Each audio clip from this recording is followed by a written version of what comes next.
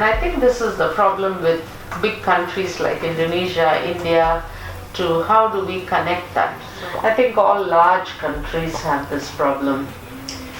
Yeah, that's the thing, with the big country, especially those who also having district that have authority to do their own, which is we don't have any authority to push what they should do in the district because they have their own leaders in the district. So we have to engage each district, like the under Stop TB Partnership Indonesia, they engage with some of the district like Madura, Sumeneb, and Lombok.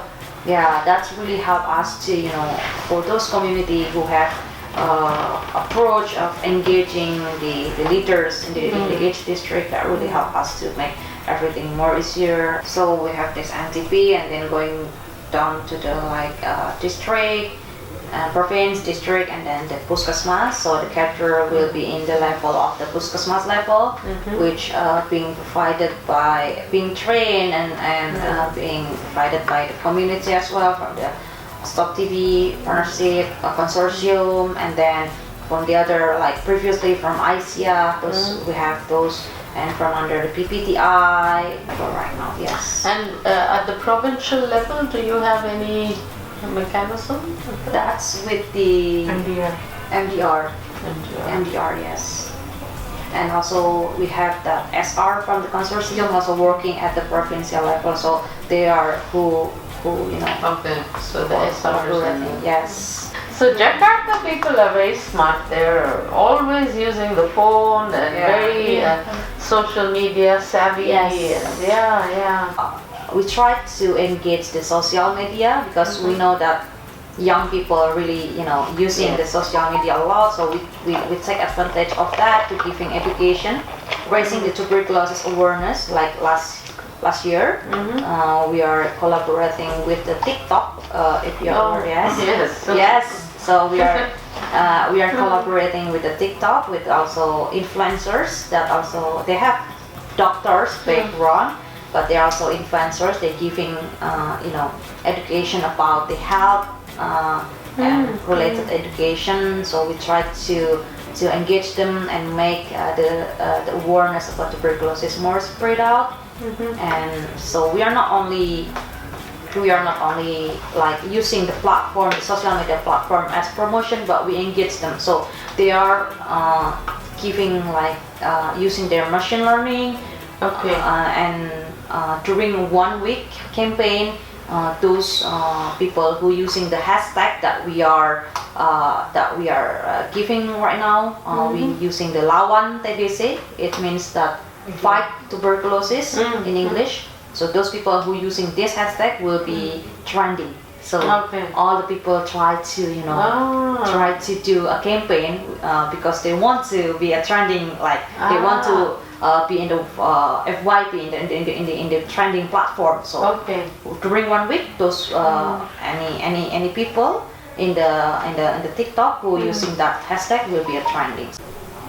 I mean, I know Indonesia has a good system with the cadres, but if we are moving forward with all this new developments, what do you think will work at the community level? But what is the best from the community should be coming from them. What is the best from them, and we try to meet their expectations, so they could be like not only us who giving, not only from our perspective. So when we say that this is the best from the community, is the thing that we should be already communicate with the community itself, because that was the thing. It should be, there is once again there is a regulations, but we should make sure that we can access that regulation that being in place, since we have that social construction regulation, but if the Ministry of Health doesn't open that kind of mechanism, they cannot access it. So that's the thing. App or program that you have developed and put it for use, or you work with the CSOs when they develop their own apps? Actually, for the TB program itself, we have a website that you can access. So from that website, we have information from the programmatic things and from cases and everything in that website. And now we are building an artificial intelligence for the chatbot. So so people can just chat with the WhatsApp.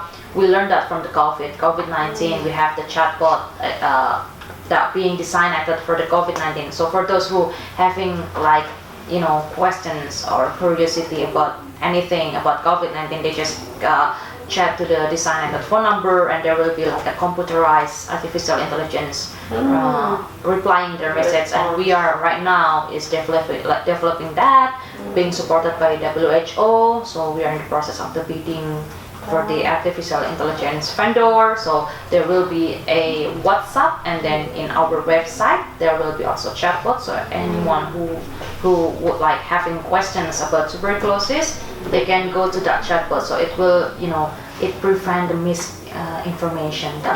So that's the thing. So we are developing right now, and we actually having a TB dashboard. Okay. Yes, that's you can download in the App Store or Google Play stores. The dashboard will show the condition of tuberculosis by province and by districts, about the notification and anything. So I think that could be used for the advocacy in the district or subnational level, so they can monitor what is happening in their district. The other is we developing the information TB information system, so that's for the reporting, recording all the cases. But that's not for public, that's only for the program. Yes, so that's a thing. That's called SITB. SITB, that's what's called. And now we also have the Digital Transformation Office under our minister. They're really really keen to using the digital based technology for the health recording. So we're developing the ASIC application. I think that's still being developed by the the Digital Technology Organization, DTO, under the Ministry of Health. So I think that's it from me. So terima kasih, and I really appreciate your time. I know it's a busy time for you all, but really appreciate your time and for your willingness to talk to me about it. And we will. I will send you an email for the data, and just nothing much, but just the community contribution, what you recognize as their contribution.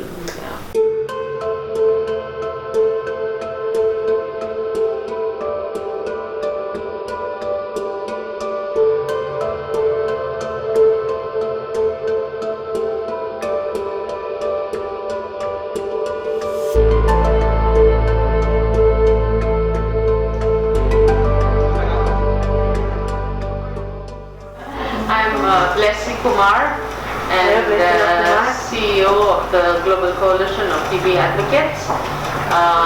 We work globally, but the secretariat is in India. So that's why we are here to hear from you some of the best practices from your work, especially during the COVID times, and also what the challenges are, and how you have managed to overcome the challenges. What are some of the mechanisms you had to put into place, and we will document it and make it a report for the Global Conference. Iya, terkait dengan kendala layanan, lalu yang kedua itu kita, kalau nanti Mbak Uli bisa tambahkan terkait dengan bagaimana sulitnya mendapatkan layanan untuk rawat inap gitu ya, itu untuk pasien TB. Lalu sulitnya bagaimana keterbatasan seluruh sumber daya petugas layanan itu beralih ke COVID-19. Itu terkait dengan yang dihadapi pasien, selain juga bagaimana mereka akses layanan di mana banyak terjadinya pembatasan ya untuk mobilitas warga gitu, terkait bagaimana pasien harus datang ke layanan setiap hari terutama untuk TBRO. Lalu untuk kami selaku penyelenggara program itu juga banyak sekali tantangannya, terutama terkait dengan koordinasi, lalu bagaimana juga implementasi program gitu ya. Misalnya kita pelatihan yang tadinya harus dilakukan offline dan itu sangat efektif dan jadi harus dilakukan secara online. Banyak ya kekhawatiran si pasien sendiri karena gejala yang dialami oleh pasien TB dengan COVID itu mirip-mirip gitu. Apalagi dari sisi layanan juga mempertimbangkan untuk si pasien ketika dia melakukan pemeriksaan itu harus tes PCR atau antigen. Dan pada saat itu harus berbayar. Kebanyakan pasien memang takut untuk datang ke persahabatan, bahkan pernah 1 minggu itu tidak ada pasien yang datang ke poli saat itu. Waktu COVID itu bisa dihitung ya Mbak, sekitar satu hari itu paling datang 10. Tapi setelah COVID selesai, maksudnya setelah COVID agak mereda, itu 1 bulan itu bisa 30 pasien enroll. Untuk layanan tetap buka karena Fatmawati itu dengan layanan COVID jauh. Sisi layanan COVID ada di depan, sementara layanan TB-nya ada di belakang. Jadi pasien tetap aktif datang, minum obat di tempat, tapi dijadwalkan, nggak setiap dibatasi, maksimal 3 atau 5 orang yang datang. Kita biasanya untuk ini janjian ketemu, tapi karena pandemi COVID ini kita tidak bisa bertemu. Terus jadinya itu agak menghambat juga ya, terutama kalau terus ternyata mereka tidak datang ke rumah sakit gitu, tidak datang ke rumah sakit, kita hubungi mereka alasannya takut Bu kayak gitu, karena kan lagi COVID nih, terus saya baik-baik aja kok katanya gitu mereka bilang. Nah sedangkan kalau tidak pandemi saya bisa menindaklanjuti dengan datang ke rumahnya biasanya. So in one way, we have to trust patients, because as long as we can encourage them to take the medicine and we trust that they will take this responsibility for themselves and also for the sake of the family and the community. But on the other way, there's also some patients who refuse to take the drugs and they pretend they take the drugs. Tapi kalau yang saya video call ini mereka pasti posisi lagi minum obat, atau enggak kirim foto minum obat, WA gitu aja sih, aman sih kalau dia dari situ ya, tapi kita kan nggak tahu di rumahnya mereka diminum semua atau enggak gitu. So see sub-district before how much the COVID case. If it is the green area, okay, you can go to the green area, but the red zone or you cannot go there. So they very see the case week by week. So if their condition is okay, can go. Langsung. Artinya memang di era pandemi kita memang harus putar otak bagaimana kemudian investigasi kontak tetap bisa dilakukan, penyembuhan juga bisa tetap dilakukan gitu. Nah, yang kami lakukan adalah waktu itu ini juga saya pikir harus mungkin isu TB juga harus berkaca dengan isu COVID gitu. Kita dengan sangat mudah melihat mana wilayah yang zona merah gitu. Tapi sebetulnya masih ada celah wilayah-wilayah yang zonanya hijau gitu, kita bisa masuk gitu. Untuk mereka memang benar tadi takut untuk dikiranya COVID. Jadi dia banyak yang menahan diri untuk tidak memeriksakan diri ke dokter. Jangankan untuk pemeriksaan diri buat paru, buat batuk pilek seperti meriang biasa aja dia nggak ada yang berani. So, if you can share if there were any barriers, human rights or gender barriers during the pandemic or even before or after, any barriers for care and treatment of TB, whether it is diagnostics, treatment completion, throughout the cascade of care. Terkait dengan perempuan dan laki-laki, soalnya tidak ada stigma ya, tidak ada. Jadi antara pasien laki-laki dengan perempuan yang nggak ada, lebih ke pelanggaran hak terkait dengan stigma dan diskriminasi. misalnya ke dinas kesehatan ke pasien, kemudian pada saat si pasien melakukan pengobatan, itu ternyata masih ada perawat ataupun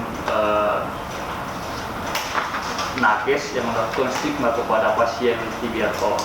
Nah, itu terjadi di Sidoarjo, Jawa Timur.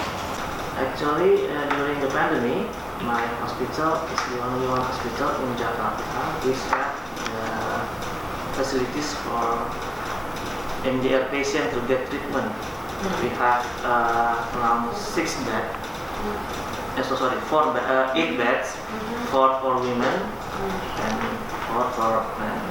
But during the pandemic, because the main hospital, public hospitals such like Persahabatan Hospital and Sulaki Saroso Hospitals and also Fatmawati Hospitals, they are become the center for the treatment for the COVID patient. So their rooms for the treatment for the TB,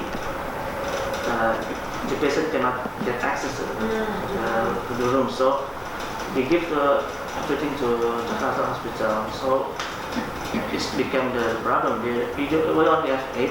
Meanwhile, we have to take all the entire Jakarta.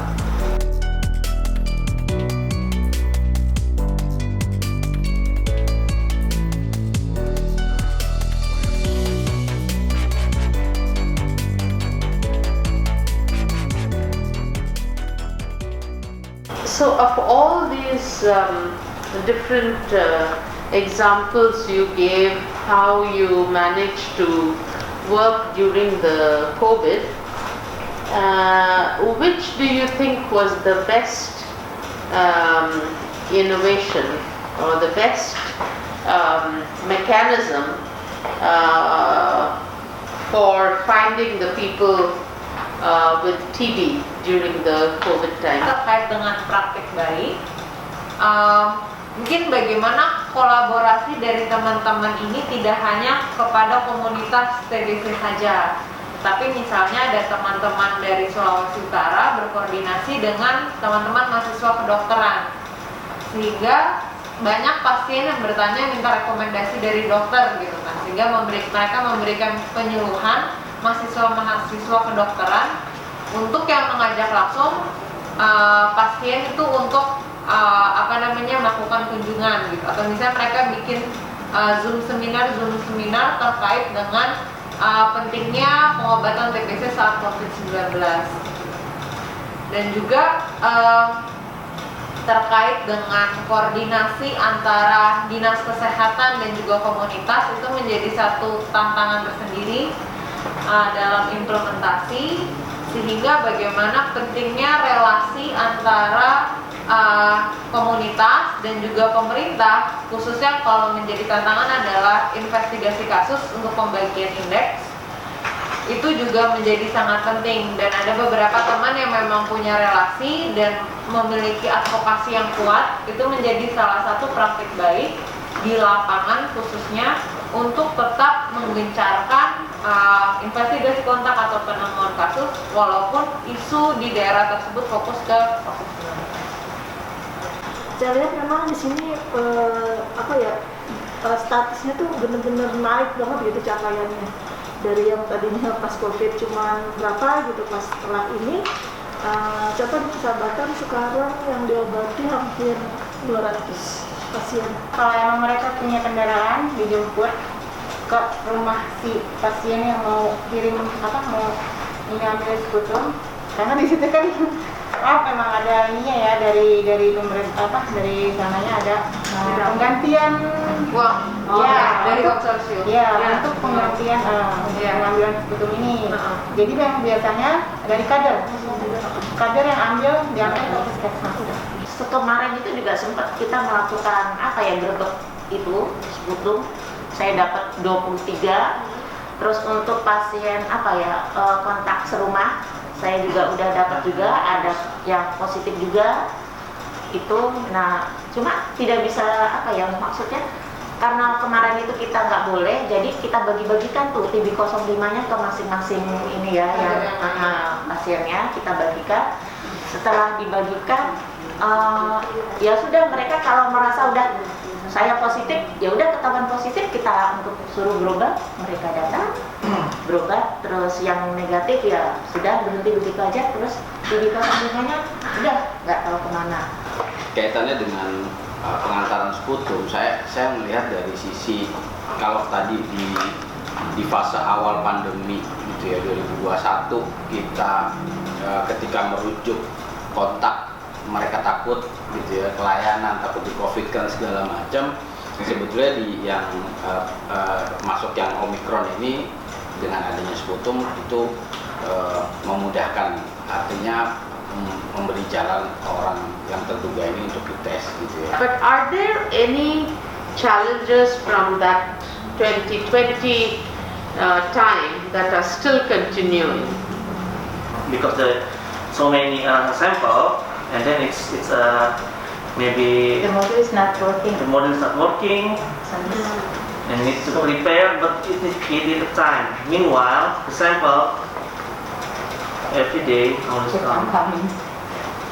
And in the public health facilities, they have a lot of suspects in DBSO.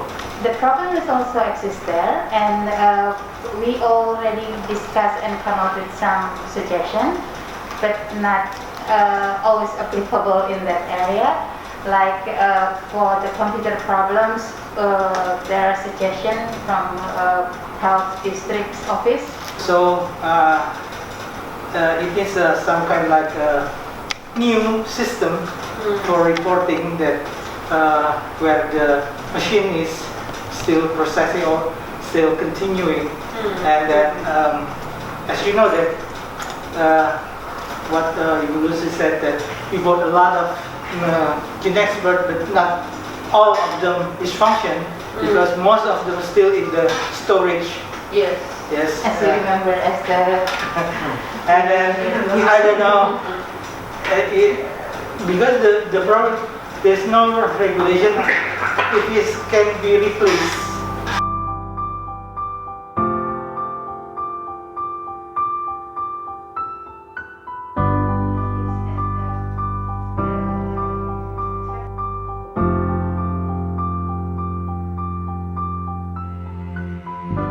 So tomorrow, if the President of Indonesia calls Ibu Rita and says, I'm very happy with the community work, tell me how next year, how we should plan, what should be done.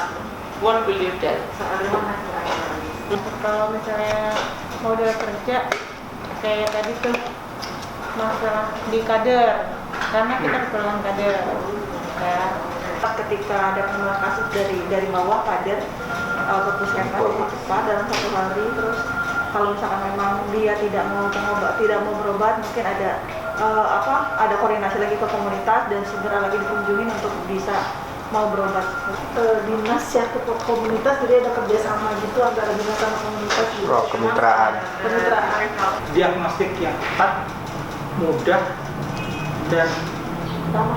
dan simple istilahnya. Kader, PS, terus layanan kesehatan, dan perangkat di sekitar ini, apa maksudnya kayak lintas sektor kalau kita bilang. If you're talking about TBC, so many regulations from the government, from the president, governor, also the major, and it means that political side is very good ones, but we need also the political budget. They must give the budget, special budget for tuberculosis. Tolong dong TB diperhatikan seperti pasien COVID. Jadi bisa memang disembuhkan dari sampai ke akar-akarnya supaya kita bisa eliminasi. I think it's a must to engage each sector in developing program in the country to get together and say that TB is not just health issues but everybody's issues. Makanya ada pasien evaluasi itu harus ke rumah sakit yang lebih lengkap peralatannya gitu. Gimana dengan rumah sakit yang di pedalaman di daerah. Campaign masif, konsisten. Terima kasih Bapak Presiden atas Perpres 67-nya tahun 2021 tentang tuberkulosis. Tapi gitu ya, belum implementasinya diperhatikan, karena kalau dengan implementasi regulasi yang itu sudah terimplementasi dengan baik, selesai sih. Perlu peningkatan koordinasi antar bidang antar dinas, terutama dalam bidang media, dalam hal pemberian edukasi, karena salah satu filosofi atau dasar dari permasalahan ini bagi saya adalah masalah edukasi. Indonesia, it's a good time now because you have TB on the very high agenda, political agenda. But you have to keep pushing for change at the ground. You know, how does this high commitment get translated onto the ground? Thank you to STPI, Pak Henry, Kia, and of course Permata for all your support as well, for arranging here, and of course Jackson, our videographer. For today, we will all be together again, but just to thank you all for today.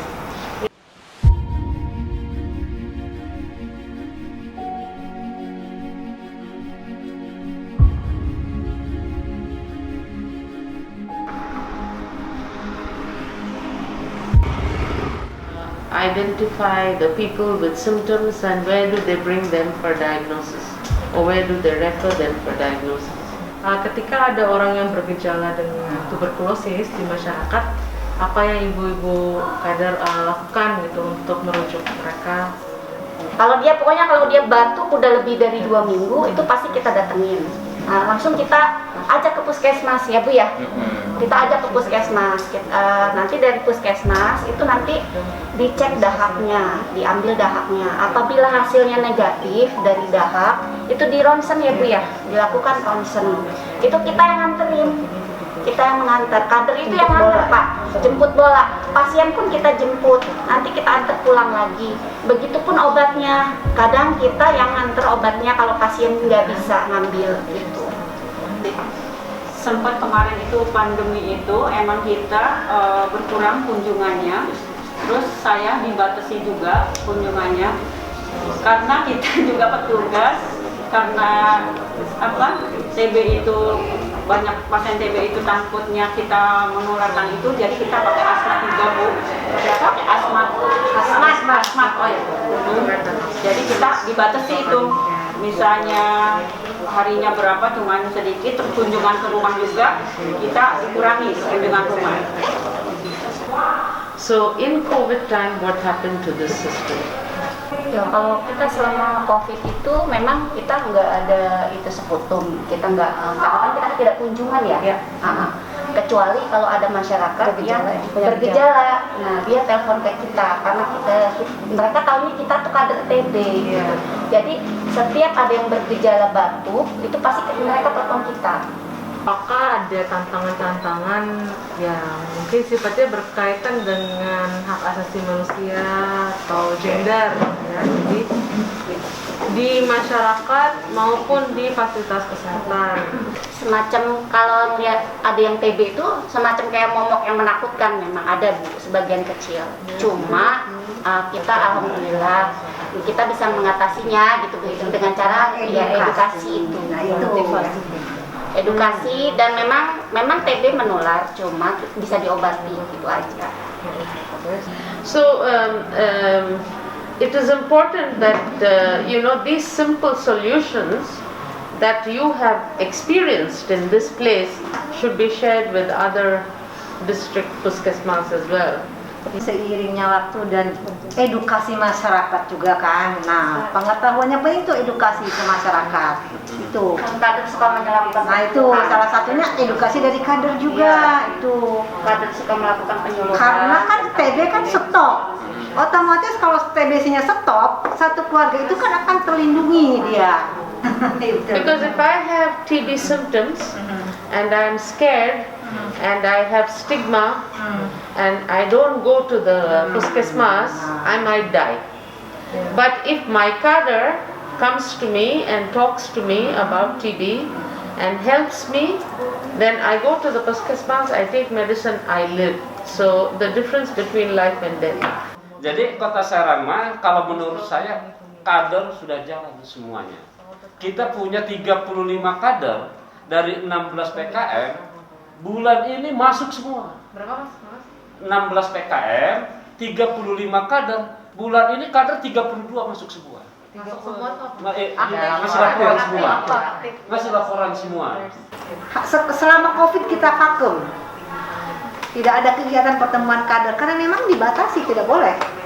Nah, dulu-dulu sih sebelum COVID biasa sebulan sekali kita pertemuan kader.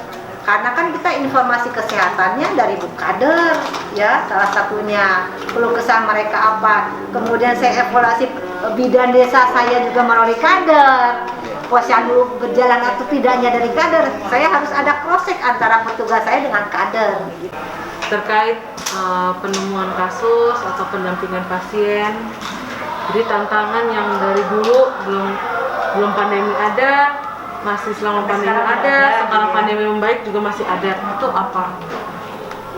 Jadi tantangan kita itu bagaimana memberikan OJT langsung kepada kader agar kader itu bisa ditambah.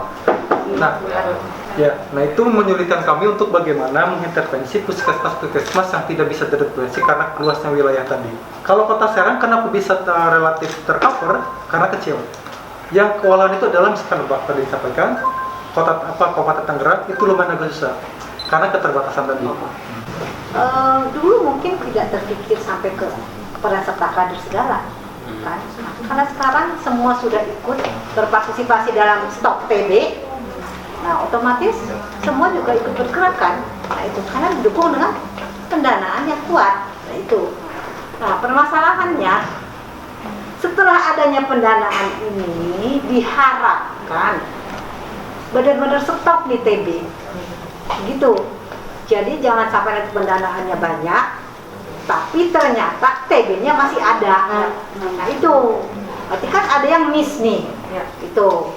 So having more cadres will solve this problem. Apakah according to Mas Aziz berarti lebih banyak kader itu akan dapat menyelesaikan tantangan? Iya, bahkan kita dorong dari beberapa hasil evaluasi kita ya. Untuk mengakhiri NTB ini kita harapkan dukungan semua pihak. Salah satunya bagaimana kita bisa menempatkan kader tingkat desa. Itu harapan kita ya. Itu. Nah memang ini budgetnya agak tinggi kalau memang sampai ke arah sana. Kalau sekarang kan ada perkembangan nih kebijakan TBC di Indonesia yang misalnya ada TPP, ada Perpres, gitu kan. Jadi kebijakan di tingkat nasional ini apa dampaknya sekarang, baik atau buruk, masih terhambat atau seperti apa? Dan pasca keluarnya peraturan presiden itu sampai saat ini memang kita masih mengupayakan untuk melakukan advokasi ya, agar bagaimana turunan dari Perpres ini bisa jadi satu peraturan tingkat daerah. Kalau dulu kita mau cek seputum karena puskesmas itu masih terbatas SDM-nya ya, itu kesulitan, kita harus ke rumah sakit ya, kalau enggak ke puskesmas pengampu gitu ya. Kalau sekarang semakin kesini kan semua semakin proses semakin terpenuhi, jadi itu perbedaannya. Terus SDM-nya semakin kesini semakin terpenuhi dari analisnya ya, dari pemegang programnya, kader-kadernya. Kalau dulu tidak ada kader. So now to find the people with TB symptoms, what can be done going forward? How do we find them? Kita curiga dia berat badannya tidak naik-naik, ya. Kemudian lingkungannya tidak mendukung, kotor, ya. Tinggal di tempat kumuh, gizi tidak tercukupi, sekitarnya ada yang berpenyakit menahun, kronis, lingkungannya ya. Kemudian sosial ekonominya rendah. Jadi itu udah satu kesatuan.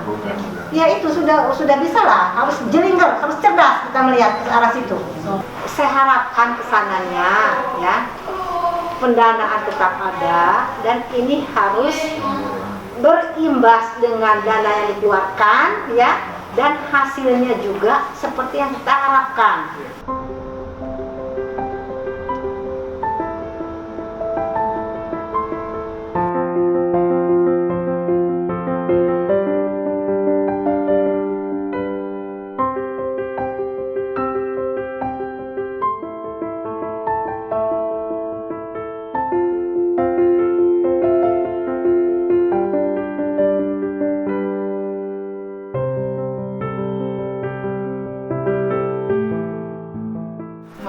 waktu Oswa ngalamin gejala yang udah nggak nyaman gitu ya,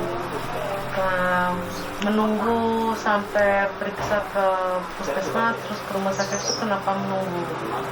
Apakah awalnya dikira batuk biasa atau dikiranya memang hanya radang tenggorokan, makanya tidak langsung periksa itu kenapa? Iya, karena kan awalnya mah dikira radang tenggorokan, tapi ternyata kok aneh gitu tuh, batuk terus berjalan. Sering nggak sih sebenarnya kamu mendengar tentang TBC atau kegiatan penyuluhan sekitar sini? Nggak. Kamu nggak? Kalau bapak ibu mungkin pernah dengar nggak penyakit TBC di sekitar sini? Atau ada kegiatan sosialisasi? Belum ya. Sekarang kamu ngerasa gimana setelah 4 bulan minum obat? Udah baikan sih. Yang paling besar apa? Perbedaan terbesarnya buat kamu apa? Udah nggak batuk lagi, terus berat badan juga naik, semalam nafsu makan. Jadi pengalaman Uswa kan sekarang berobat di masa pandemi nih gitu. Mungkin dari waktu periksa dulu deh, waktu awal mau periksa yang sekarang ini, apakah di tahun 2020, 2021 di masa pandemi atau periksanya sebenarnya sebelum pandemi? Pas pandemi udah tahun kemarin 2021. Jadi mulai batuknya tahun berapa? 2020 atau 2021? Dari awal ini apa tahu? Kalau dari awal, sebenarnya kalau awal sakit itu dari 2018. Iya, nah kalau sekarang nih kamu. Oke, iya. Terus Sudah sembuh. Jadi sudah sembuh. Pernah dinyatakan sembuh, sekarang kamu lagi. Terus ketika selesai pengobatan yang pertama gitu kan, ada mulai batuk lagi, nah itu langsung pergi periksa atau kamu tahan-tahan dulu juga karena takut lagi pandemi atau gimana? Itu tahun ini iya baru dulu ini ya. Iya, Langsung batuk berdarah. langsung pergi. Waktu kemarin yang di masa tahun 2020 obatnya dibawain sama siapa? Atau diambil sendiri ke puskesmas? Dari rumah sakit sih. Lagi. Terus ke Sekarang puskesmas? ke puskesmas karena dekat kan dari rumah. Terus bapak ngambil ke sana aja sih. Menurut bapak ibu gimana perkembangannya? Membaikkah atau ada kekhawatiran seperti apa? Alhamdulillah ini Sudah membaik, perasaan saya udah lega, udah ada perkembangan. udah tenang gitu. Oke, terima kasih. Hai, nice to see you Ibu Blessy.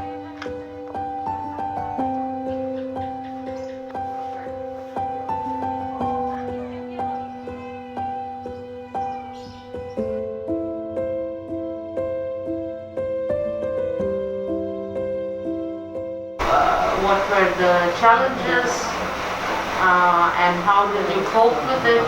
So we just want to document this as part of the Global Fund process. Selama masa pandemi itu kendalanya teman-teman PS nggak bisa kunjungan rumah. Jadi kebanyakan ya video call sama pasiennya untuk memastikan pasien sembuh. Jadinya paling telepon gitu, karena selama pandemi kan kita nggak bisa ke rumah pasien. Pun pasien banyak yang merasa khawatir untuk kontrol ke rumah sakit karena merasa rumah sakit itu jadi pusat rujukan pandemi kan, pusat rujukan COVID. Jadi saya untuk menyikapinya lewat video call. Bahwa pasien itu selama pandemi itu minum gitu ya. Minum obat, saya kan pendampingan itu istilahnya ada grup ya, kita grup pasien ini. Jadi saya pantau nih gitu.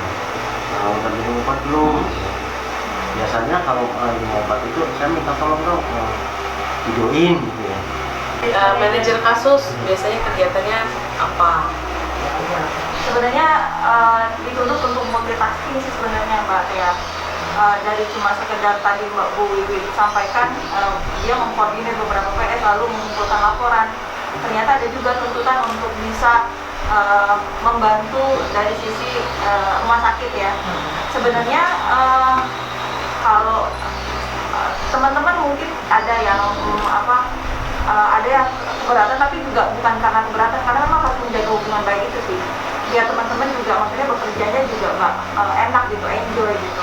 Nah dari situ seperti kayak memang ada tuntutan kok kalau bawa MK atau PS harus setiap hari datang ke rumah sakit, karena kan jam layanan rumah sakit itu dari Senin sampai Jumat. Jadi pasien persahabatan itu totalnya sampai bulan Juni kemarin 250-an. Totalnya 250-an. Setengah tahun. Iya, di Juni kemarin. Kalau pasien barunya bulan Juni kemarin 47-an. Penambahan pasien itu setiap bulannya sekitar dalam 1 bulan itu ada 10. Jadi pasien itu menambah. Yang tadinya kita cuma ada 40 pasien, sekarang udah sampai 80 pasien.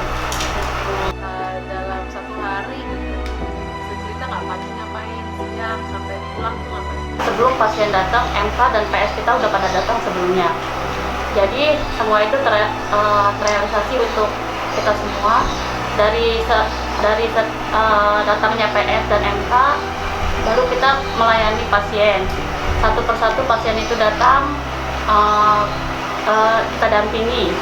Kita berbicara soal keluhan pasien, apa aja sih penyebab-penyebab lainnya. Kedua, di siang hari kita masih menjalani tugas juga sama seperti pagi tadi. Jam 12 kita gantian dengan PS-PS yang lain untuk makan siang. Kita pulang sekitar jam 3 sampai pasien itu tidak ada. It's a period of time, I think like July until September, all of the officers infected by last year 2021, July until August, all of the officers in here infected by COVID-19, including like the case manager and case reporter. It's quite challenging for us. So what did you do? So actually like because like most of the people get COVID-19, we actually I think it's quite cruel because we need to also the reporting, so they're working during infected with COVID-19. Yeah, but we do it by online. When COVID happened, we were all thrown, we don't know what to do. But everybody, patient supporter, father, case manager, doctor, nurse, we all have to innovate and adapt. So my interest is to capture how the community people, community workers have done that. What is the innovation? What is the adaptation that you managed on your own? The PR, before the STP Penabulu, they use Google Docs as a copy from our report, because in that time I was a patient supporter. So they use Google Docs, and yeah, I think it's very, very helpful for us. And then in 2001, another pandemic, but yeah, it's normal. We go to the SR office, give our reports in the paper. I think the idea is Google Docs. Setelah adanya COVID ini pandemi ini, TBC ini sebetulnya ya sama dengan COVID, cuma pamornya kalah dengan COVID karena seluruh dunia biayanya keluar semua buat COVID. Jadi TBC ini sama beratnya. Nah, dengan adanya kenapa sekarang ini program yang dilakukan untuk menangani COVID ini ditempelin aja TBC, maksudnya uji PCR juga uji dah juga sekalian sama barengan, jadi bebas TBC, bebas COVID. Ya kita sih mengedukasi ya. Iya, ke keluarganya agar tahu bahwa emang penyakit ini menular, tapi bisa juga sembuh dan tidak menular, agar di lingkungan pakai masker atau apa gitu. So we talked a little bit about stigma. Globally, we are saying not to use the word patient. So I want to know from you, in Indonesia, if you call somebody a patient, does that add to the stigma? Tapi kalau bahasa lembutnya lagi itu sebenarnya penyintas. Jadi kalau penyintas itu lebih dihargai lagi, bahwa dia tidak terstigma oleh dengan kata pasien, jadi bisa diganti dengan kata penyintas. Penyintas itu lebih apa sih ya? Kalau bahasa Indonesia itu netral, jadi dia kalau pasien kan udah otomatis hitungannya dengan dokter dan lain-lain, jadi bisa diterapkan. Mungkin kalau misalnya ada buku tentang yang tadi yang pasien yang seperti disampaikan itu Ibu secara global, itu mungkin bisa jadi kata yang lebih tepat, lebih tidak menstigma masyarakat tentang pasien gitu. Were there any human rights problems? I know Paramata mentioned something about the thing. We will talk a little bit more later. But in the community, did you find any human rights issues, violations?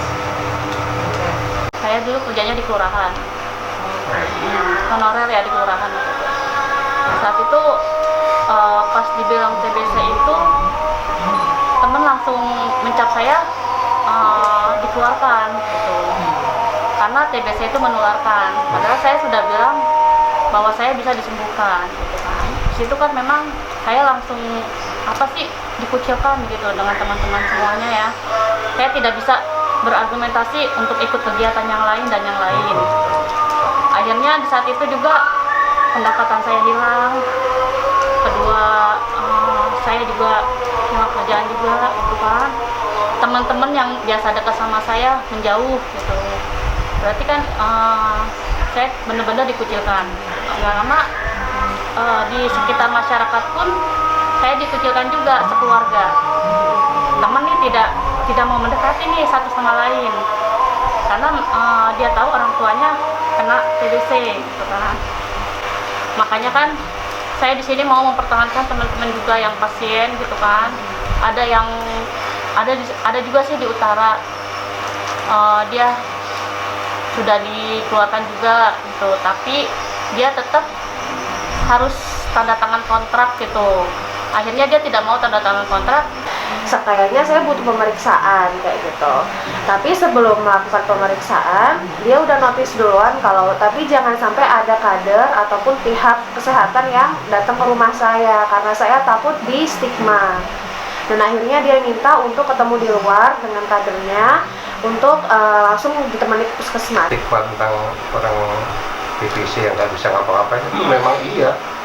Kebetulan saya sebelumnya kan ada usaha travel, ada sedikit materi uang lah untuk bertahan. Seandainya saya nggak ada, mungkin nggak tahu dari mana. Saya juga mengerikan nih kalau misalkan suami, istri gitu ya, suaminya sakit, istrinya nggak kerja, dari mana mereka hidup? Makanya saya bilang juga sama Bobi, kalau orang sakit TB itu nggak kayak orang nggak bisa apa-apa ya, kalau nggak dibantu keuangan oleh institusi siapa lah, kalau BPT itu zalim menurut saya. So, terima kasih to everyone. Thank you for your time and sharing your stories from your heart. And I really appreciate it, and I want to acknowledge that the journey is very hard. I also survived TB, but not MDR TB, so it was quite easy for me, but I acknowledge and I feel for every one of you, and I just want to wish you all the very best and pray that you will be able to help many